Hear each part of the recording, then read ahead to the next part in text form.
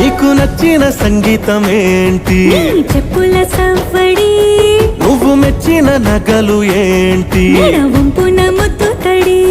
నీకిష్టమైన చోటు ఏంటి? అది చల్లని నీ ఒడి.